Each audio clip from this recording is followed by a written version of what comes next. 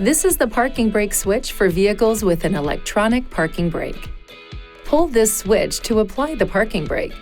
The electric parking brake can be applied even with the ignition off. To release, place the ignition in the on position.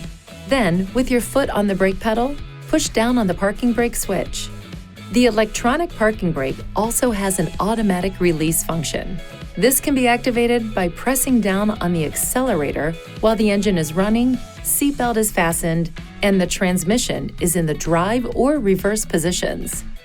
This indicator light comes on when the ignition is on and the parking brake is applied. When releasing the parking brake, make sure the light is off before driving.